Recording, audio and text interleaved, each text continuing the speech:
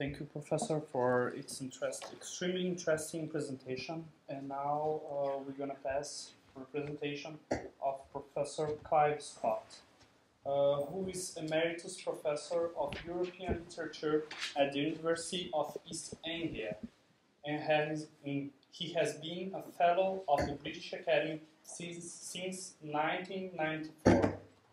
Professor Clive's research interests mainly lie in two areas: comparative versification and poetics, and literary translation, and in particular the experimental translation of poetry.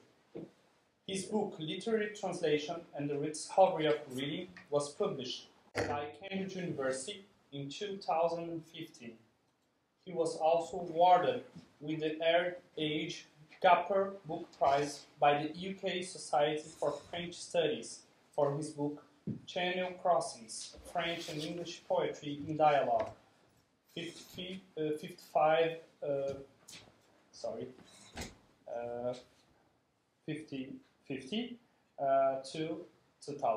published in 2002 by Legend Press.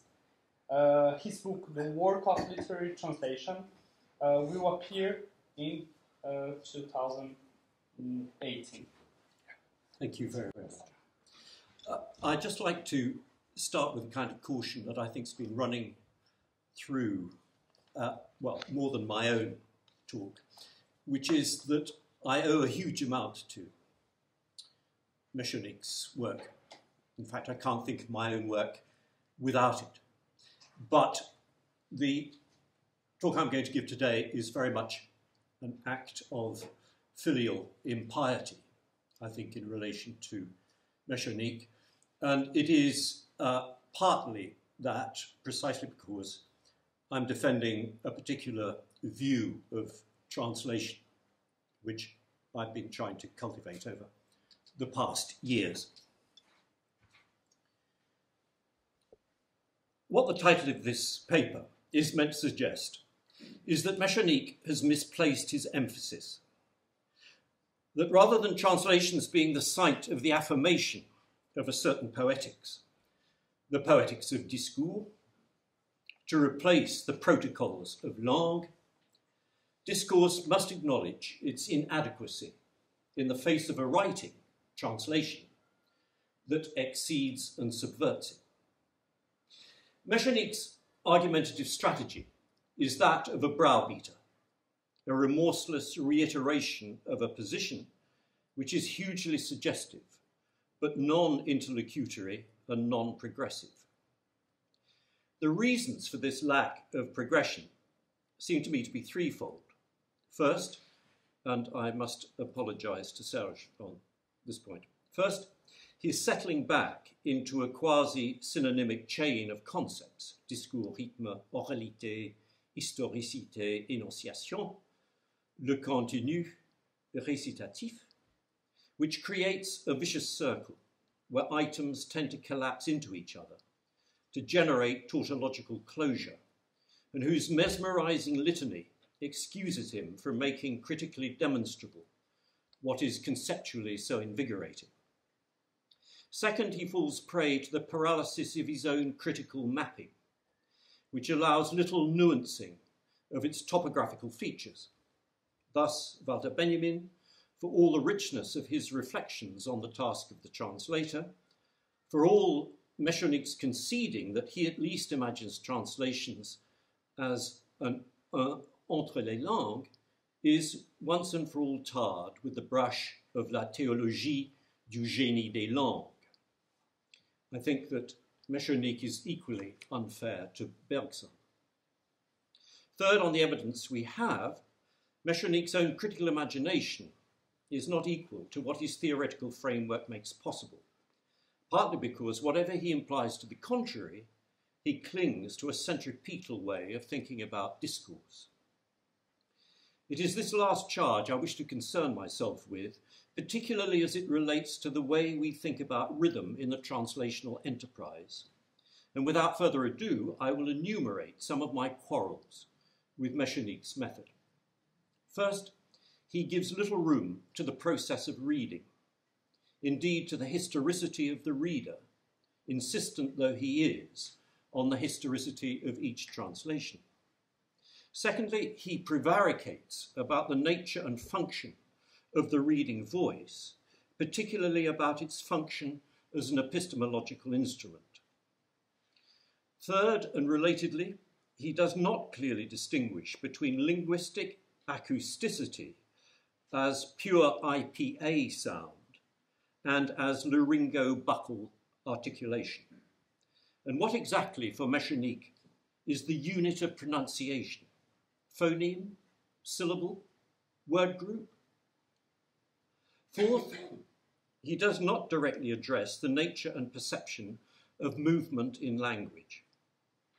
Fifth, his own translational criticism and text analytical methods are, to put it crudely, a betrayal of his own thinking. Sixth, he fails to confront not only the corporeality of language in orality, but also the text as material object in the real world and the relationship of the oral and the visual. Seventh, his notion of discourse privileges accent, even over accentuation. In this, he declares a kinship with Hopkins, whose sprung rhythm, by the way, he translates as rythme jaillissant. And eighth, his translational conduct is constrained by his only having a monoglot reader in mind, even though he knows the price to be paid. I have suggested that these shortcomings relate to Meschonnic's centripetal attitudes to text. By centripetal, I mean that discourse is self-regarding, self-reflexive, in possession of its own linguisticity, in Meschonnic's terms, rhythm and prosody, consistent with itself, organic, in Meschonnic's terms, systematic, and enjoying a stable literariness. From the translational point of view, there is something undeniable to preserve. In affirming that the poem makes the poet and makes the language, rather than vice versa, Meschonnic safeguards discourse as the rhythm of a subject against appropriation by a psychophysiological subjectivity, and ensures that discourse has both cohesive authority and linguo-generative plausibility. My argument is that translation cultivates centrifugal attitudes to text. Centrifugal translation starts out from the assumption that the text, the source text, is constantly in search of itself, that it does not comprehend itself, that it has yet to fulfill itself in paralinguistic realizations, in intersensory explorations, that it does not own its literariness, but rather that its literariness is unstable, continually reinventable, always at the text's widening periphery. Through processes of translation, the source text proliferates performatively. Translation thus attracts what Meschonnic outlaws: the inserted, the inconsistent, the heterogeneity of tones, registers, formal resources.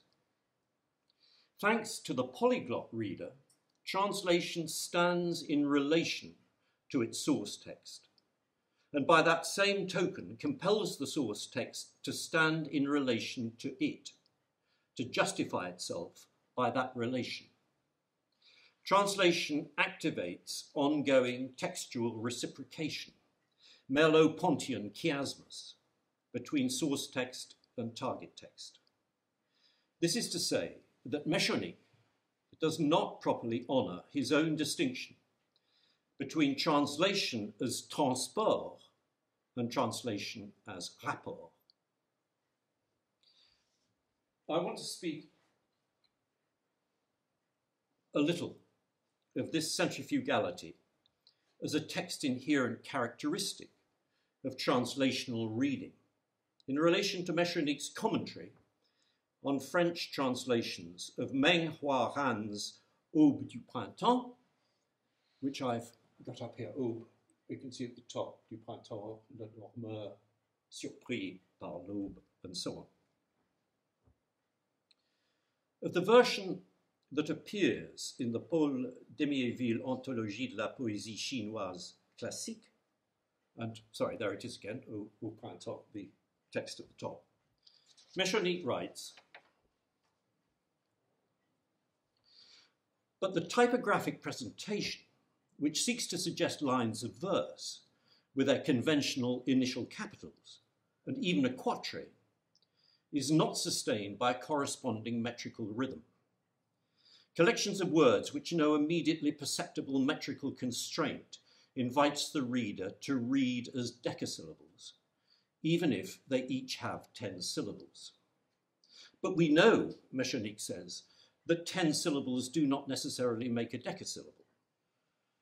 The first line would have needed to be 4/6, whereas it is 6/4. The third line invites a common speech delivery. As a result, the fourth, which might be read as 6/4, loses any perceptible meter, which all goes to show that a meter is not only the structure of the single line, but an overall constraint, without which meter is practically non-existent. That's Meschonnic's comment. I find it very difficult to square Meschonnic's implicit subscription to a logic of choice among pre-existing forms, and even to an obligation of choices, with any theory of discourse. Why should one say that a sequence of 10 syllables is not sufficient to constitute a decasyllable, rather than that a line of 10 syllables is far more expressively versatile than a decasyllable, remembering Mallarmé's description of the new Alexandrine as all the possible combinations among themselves of 12 timbres. Why should one not suppose that the decasyllable can be taken for granted and thus freely explored without an obligation to regular metrism or to the establishment of the sequence by a classic 4/6 division? Why cannot one read these lines as a medley rather than an ensemble? Why cannot these lines exist as a gamut of variations, or as sequences of syllables that tempt the voice to different configurations, rather than as a largely isometric suite? When I consider these 4 lines, I think that the first line might well be a 6/4 decasyllable, but I think of it also as a free tetrametric decasyllable, 3/3/2/2, and indeed as a free trimetric one, 3/3/4. And the same is true of lines 2, 3, and 4. Thus, I have just notated those lines. Meschonnic interprets the third line as having a diction du parler, which, according to him, undermines the metricity of the line following. For me, line 3 certainly has a more notational, elliptical syntax, but I look upon this as a vocal swerve, demarcating the different conditions of the previous night, assimilated into the poem's diction by the peculiarity of the punctuation mark, the colon, which allows the notational to expand again into a fuller syntax in the fourth line. One might also say of this third line that it not only indicates a 4/6 classical decasyllable, but flirts with the 19th century romantic 5/5 variant. Toute la nuit bruit de vent et de pluie, which creates a dramatic contre-rejet at the caesura, but in so doing dramatizes the acoustic immediacy of the oui hand-on, nuit to bruit, then echoed and closed in pluie.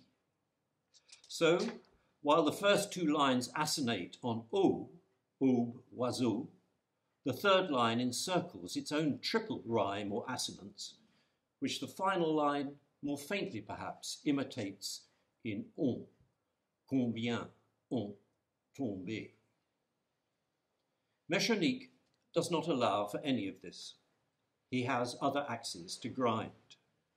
But what we have here is in fact a translational decasyllable, what Meschonnic might call a simile-decasyllable, a decasyllable of the kind used by André Markovits in his translations of Macbeth and Othello, and the decasyllabic equivalent of the Alexandrines used by other translators of Shakespeare, Pierre Léris, Armand Robin, Pierre-Jean Jouve, or of Yves Bonnefoy's French Shakespearean hendecasyllable.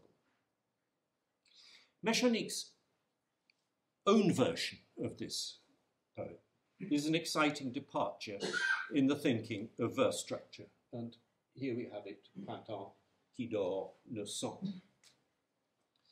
But in his pursuit of a two-syllable equivalent of the monosyllabic characters of the Chinese, Meschonnic both indulges in a compensatory tactic, which sounds like a pis-aller, and fails to tell us what he assumes about the treatment of the line internal mute E. Is qui tombe in the final line 2 or 3 syllables? I ask particularly since in another translation from the Chinese, he clearly treats vogue as a dissyllable. Meschonnic also fails to tell us what he expects in the way of accentuation. Does each group attract a terminal accent, such that the first line here would produce 2, 2, 2, 2, 2, and so on through the poem, until qui tombe, which, as I say, is a syllabic problem. In place of punctuation, and in keeping with the layout of the Chinese characters, Meschonnic introduces spaces. This is a happy way of indicating the refusal of Chinese to declare its grammatico-syntactical hand. But one might argue that while spacing expresses the overall characteristics of Chinese syntactic relating, by the same token, it forgoes the localized expressivity of punctuation. And one thing that strikes me about the other French translations from the Chinese is how far colons and point de suspension come into their own as interrogative quizicalities of relationship and as indeterminate extensions or traversals of semantic space. And I've, as you can see, mucked about with colons and point de suspension. Punctuation itself is a rhythmicity and also an alternative system of rhymes. What I'm struggling to capture is a perceptual variety within certain parameters, the rhythmic activity of the senses, which reflects in the voice in its varying speeds and tones. The full stop here in the final line does not so much indicate an abrupt interruption or termination of falling blossoms, as rather the sudden clarity of the inner eye, even as the mind moves into the immeasurable. And the extra phonated E in tombe provides the extrametrical resonation of inaudible petals, and paradoxically sounds in anticipation that full stop of participating consciousness. Meschonnic's reflections on iambic pentameter and subsequent analyses of a selection of translations of 3 of Shakespeare's sonnets are equally disappointing, partly because of their preconditioned reflexes and partly because of the narrowness of their metrico-rhythmic purview. Among other things, Meschonnic observes that most translators concern themselves more with translating particular metrical forms than with translating poems, ironic in the light of his remarks on the decasyllables from the Demiéville anthology. What most end up doing is translating Shakespeare's iambic pentameters into what Meschonnic disparagingly calls similiver, and what I'm calling translational verse, or metrico-rhythmic translationese, which in this context means verse lines of a liberated, variable, post-symbolist kind, unreliable in register, falling prey to cheville, resorting periodically to archaism, often under metrical pressure, that is, omitting articles in the interest of syllable count, rhyming, assignating, or not rhyming, rhyming plurals with singulars, varying rhyme schemes, indeterminacy about the value of mute e's and syneresis and diaresis, non-observance of rules of hiatus and caesura. In short, a ragbag, as translators occupying a polymorphous linguistic world let their emphases and attention shift across different dimensions of textual performance.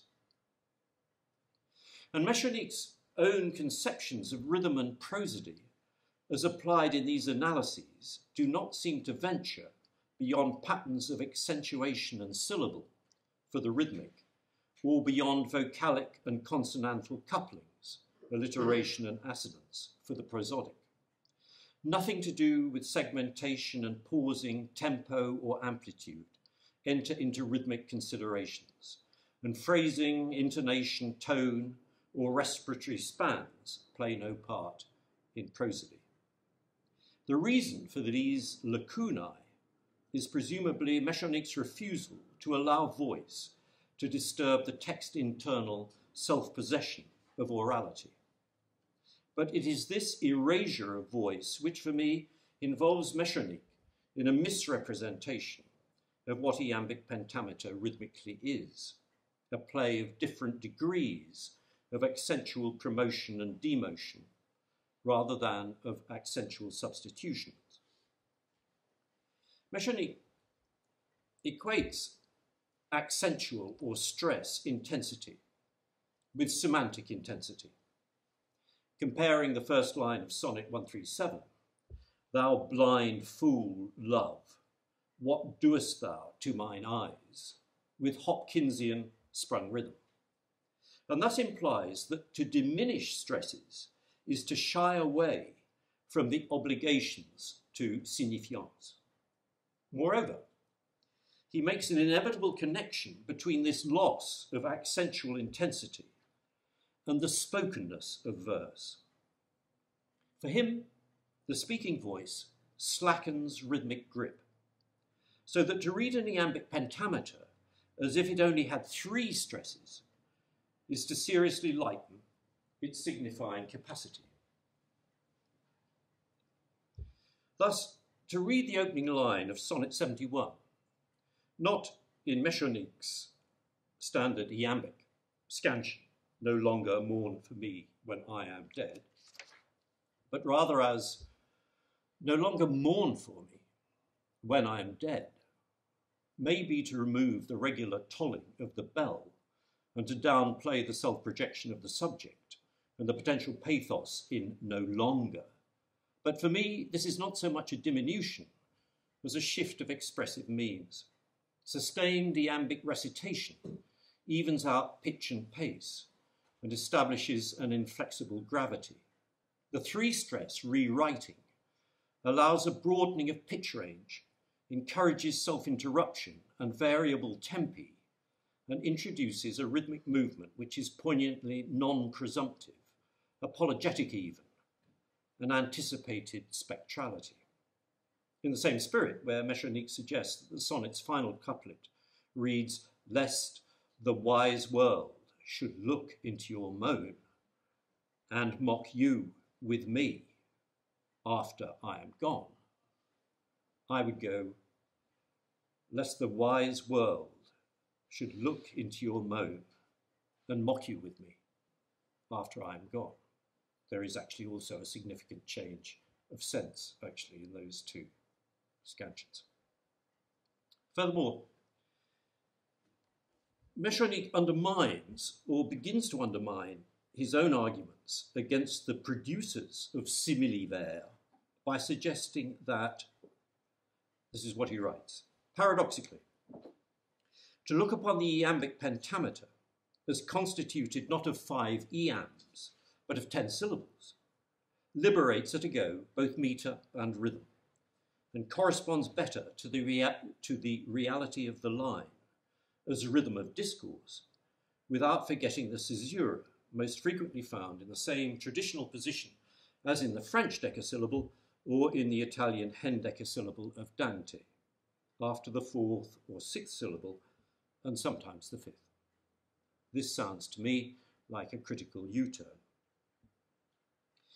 Where does Meschonnic's distrust of the voice spring from?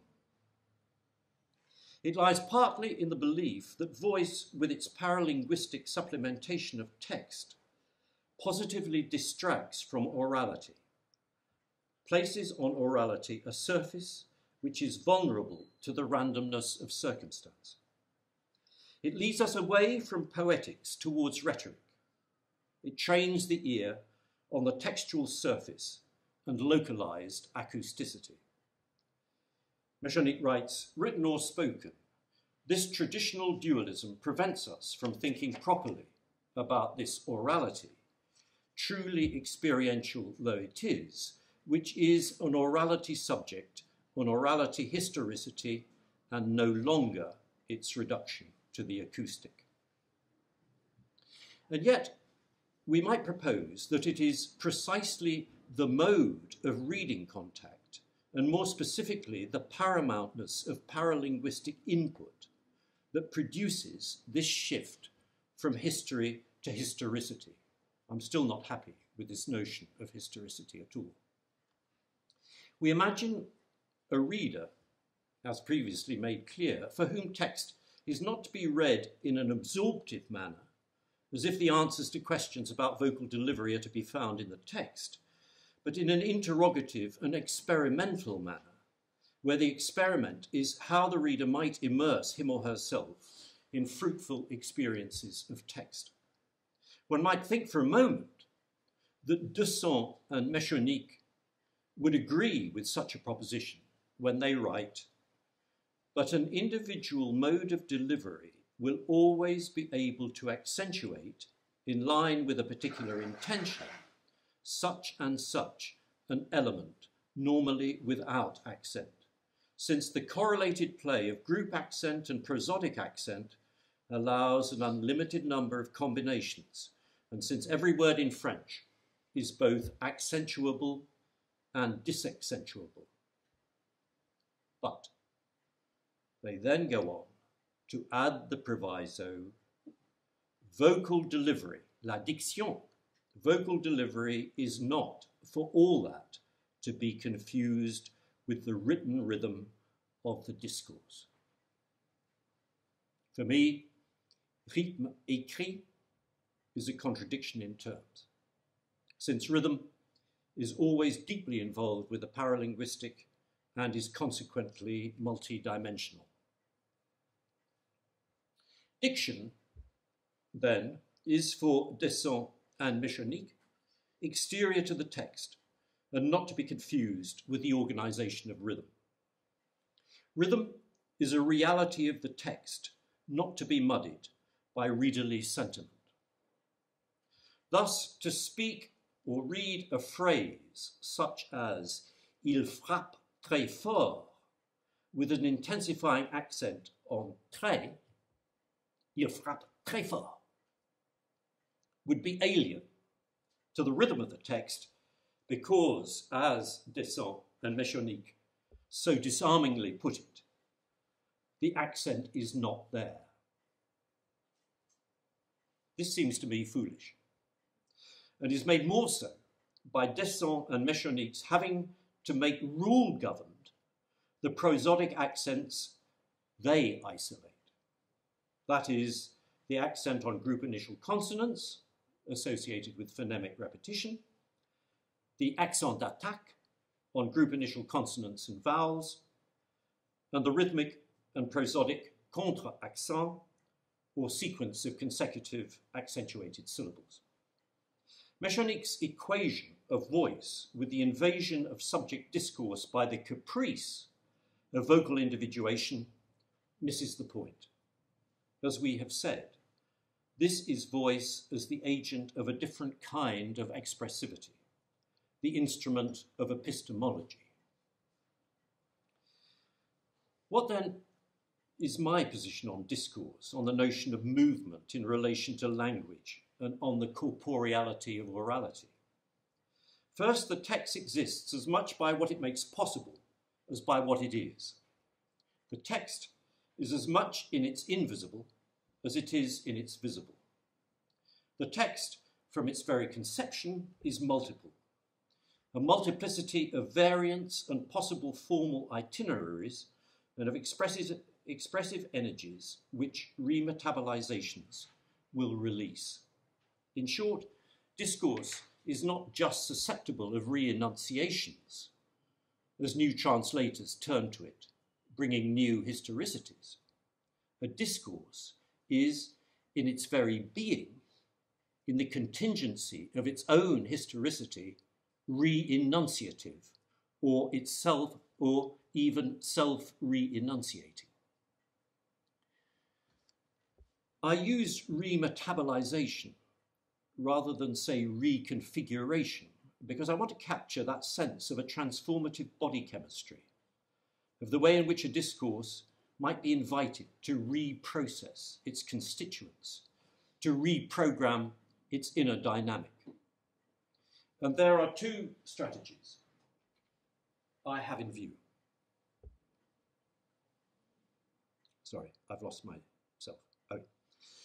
First, this is Apollinaire's little poem, Ibis, with a standard translation.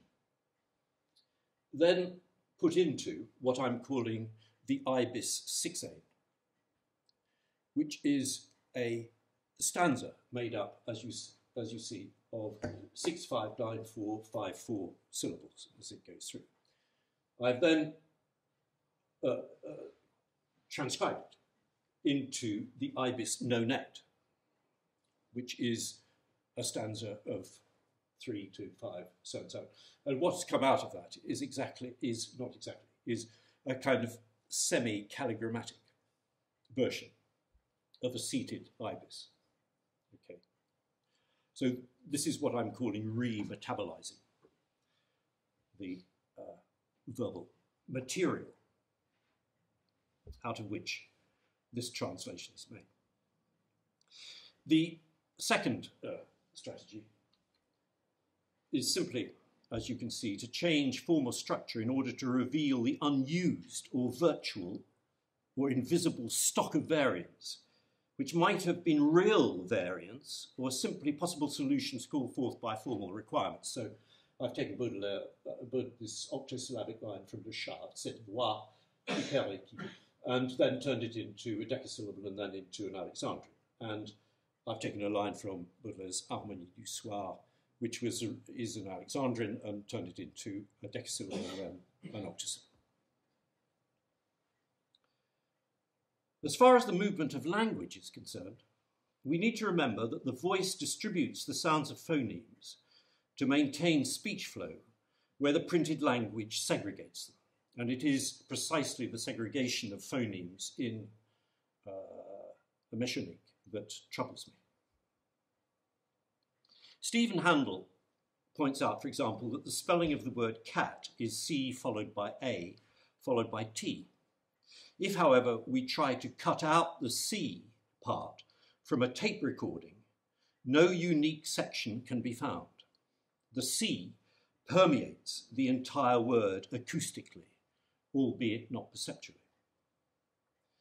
Handel further generalizes, the production system must cheat in order to get all the sounds out rapidly. Movements appropriate to several successive sounds must be made simultaneously, and movements necessary to produce future sounds must be started early enough to ensure that the vocal tract will be in the correct position to make those sounds when they are required. So that Meschonnic's argument about repeated initial consonants not involving the vowels that follow them seems to me not a convincing presentation of the case. This all helps us to understand that the movement of which we speak is a kind of porosity or permeability, that it is created by morphing rather than by choice, by the volatilities and proliferation of sense rather than by the objectives and identities of meaning. I'm now running into a sequence of translations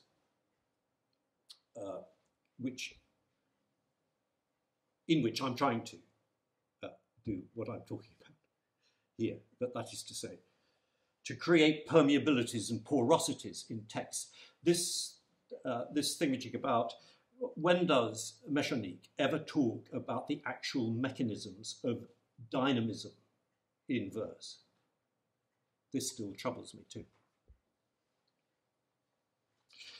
This is all part of doing justice to the inner duration of discourse which is interwoven with that of the reader-translator. And that this is, well, Travellers Travelling, this is a translation of Baudelaire's Bohémien en Voyage. And I'm reading it and inserting with charcoal and other stuff. And this duration is both rhythmic and experiential flux, and an ongoing relationship of reciprocation with the source text. Sorry, I've lost my place again. The printed target text is not therefore to be perceived as a stasis, as an achieved condition, however momentary, but rather as a cross-section of ongoing interactive durations, which entails the development of new forms of scansion. I think, again, I find it difficult to relate Meschonnic's own scansions with what he wants to say about rhythm. About corporeality and materiality, I want only to say that the production of discourse involves all that is corporeal in paralanguage and kinesics, that the participation in the rhythms of discourse involves kinesthetics, and that the associative ramifications of discourse involve synesthetics, intersensory variation, metamorphosis. And not only that, the body of the reader participates too in the reading environment, and the page or book as object interacts with the larger material environment, is subject and indeed vulnerable to it. That this is simply scanning realia onto a text.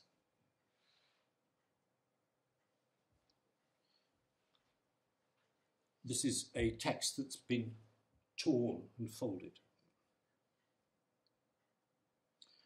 such that its existence, its presence, its spatiality and temporality, its significance even, all derive to some degree from its changing situatedness in the quotidian. And the final thing here is simply again, sorry, I'm still dealing with Bohémien en Voyage here. And I've just taken a set of photographs of this text in a whole set of domestic environments. It's working hard in the house, this particular text. Rhythm, as Meschonnic himself insists, is a political force in the poem. Rhythm serves principles which subvert metre. It counters metre's striated space with smooth space, the quantitative with a qualitative, the monodimensional with a multidimensional, the homogeneous with the infinitely variable. Rhythm acts as a critique of the sign by acting against codes, against the surveillance of the signifier by the signified, against all forms of binariness.